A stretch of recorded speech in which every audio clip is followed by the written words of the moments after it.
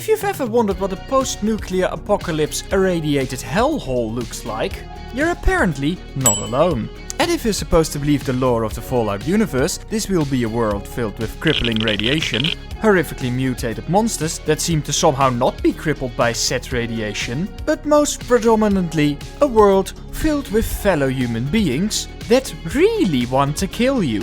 So now I wanna know how many of these mean meatbags are stomping around the world of Fallout 4. Normally, I'd derive this by counting all houses and taking an educated guess. But this time there's a tiny problem with that. Mainly that most houses are completely abandoned. So I guess this time around I really don't have a choice but to put on my big boy pants and count every single last one of them. Whilst this would not be impossible, seeing the map is not extremely large and sparsely populated, I did immediately run into some problems. Mainly that these fuckers won't stop moving. Luckily I had a little help from the console. Kill all. But after some deliberation, I decided not to end the lives of every single living being in the game. Oh, of course not out of any compassion or kindness, but purely because I came to the realization that dead people are quite hard to differentiate from people that were already dead at the start of the game. So instead I used the toggle collision command to merely freeze my enemies in place. It also lets me fly. The first inhabited town you come across is Concord. And whilst according to this Fallout Wiki article, the town has a rich history dating back to the 17th century, it apparently didn't protect the smug bastards from being nuked to high hell. No, the town's population is actually so utterly devastated that the only thing that can still be found in terms of human-like life in the city is a small group of survivors that wants to get the fuck out of there as soon as possible. There's also the raiders attacking them, presumably because they want to also quickly get the fuck out of there. This all makes for a fairly low population for the first town. And yes, I will be counting mutated humans, lycools and mutants separately from actual normal human beings. The next town you'll probably come across during your playthrough is Lexington. And unlike Concord, Lexington is actually somewhat populated. When entering the town you will immediately notice this, in the form of a kind present from the Lexington Welcoming Committee. And whilst this committee and the other inhabitants of the city were quite present, there was one place in town that stood out as having a little more people than the rest. And that was the factory, cause holy damn, how are you supposed to defeat the 32 people I counted around and inside the factory just at the start of the game? That's how you're supposed to do it. You're not. But for me that's actually pretty cool, cause that means we've got an actual population, baby. The total for Lexington is 42 people and 38 other humanoids roaming around the place. If we then continue on our path, we'll very quickly come to Boston.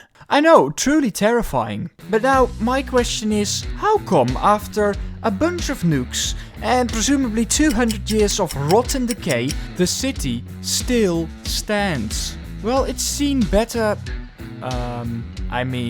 slightly better days. But honestly, the city doesn't look that much worse than Paris after 2 months of strikes. Sorry French people, you know I love you guys. But despite its relative good state, most of the city is inhabited by precisely no one. The only thing you can still find here is the occasional encampment, not inside but between buildings. There's the odd answerable home, and this one house that seems to care suspiciously little about the fact there's a nuclear apocalypse going on outside. And then of course, there's the fabled, beautiful, majestic phoenix risen from the ashes, Diamond City. Ah yes, the great Diamond Shantytown, home to a whopping 20 people. I guess a few more if you count those guarding it outside the gates. Oh, and how could I forget? 2 orcs.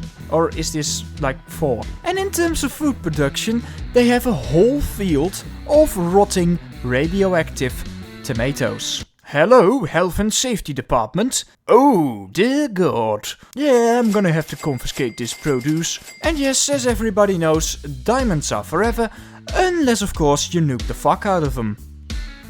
The rest of the greater city of Boston is divided into 4 parts. There's these two big parts on each side of the river and two little coastal shards, over here and over here. And damn, this took a long time to count. Especially these two middle parts took forever. And you wanna know the funniest part? One neighborhood away from finishing the count, the laptop containing all of my notes crashed. And I lost everything.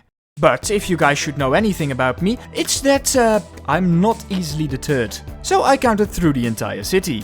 Again, and this is the population for each district and or neighborhood of the city. In total, post-nuclear apocalypse Boston has a population of 420 people and 276 ghouls and mutants. Now of course there's a bunch more small towns and cities spread across the map, but because they all look suspiciously similar, I don't think I'm gonna spend much time analyzing them, except for Natick, because despite it only having 3 human inhabitants, it's Deathclaw Central up in there. I have no idea how you're supposed to survive this town. And now to think about it, maybe those two facts are connected. And here are the rest of Fallout 4's towns. And now, the last thing, the little matter of looking through every corner of the fucking wasteland. Luckily, unlike in the city, this job mainly consisted of looking through every farm, factory, mine, and whatever random shack might be indicated on your handy dandy Ristinator. So that would have been quite easy, were it not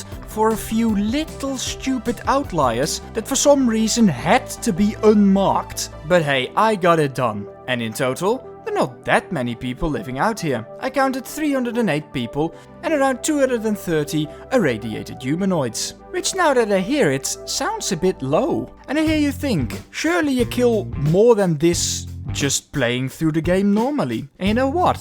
I think you'd be right. This has all got to do with the question, what do we actually consider the population? In total, we're currently at 831 humans. And if you consider ghouls and mutants, which if you think about it are just horrifically scarred and mutated humans, for the game of Fallout 4, we're at a total population of around 1400 people. But even if you take that bigger number, that still excludes a bunch of stuff. It excludes all those creepy humanoid robot things, of course Mr. Handy's entire family, and all the many types of random or horrifically mutated creatures you come across and eventually have to brutally murder whilst you make your way through the game. This count also doesn't incorporate respawning of enemies. And heck, this is the first time I've actually tried counting every single human on a relatively large game map. I mean, I think I've been pretty thorough, but I ought to have missed at least a few particularly crafty bastards. Oh, and like 90% of all humanoid NPCs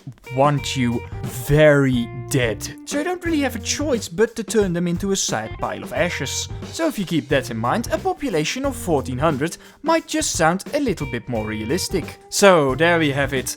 Man, Fallout 4 has such an interestingly unique map. Next to just being a complete wasteland, somehow even in the cities, this map must be the most chaotically designed one I've ever seen in any game. And there's so much more I discovered during my little trip across the Fallout 4 map. Like, for example, despite not being zombies, for as far as I know, ghouls seem suspiciously fond of hanging around in cemeteries. But I think I'll keep this video on topic, so I hope you enjoyed watching.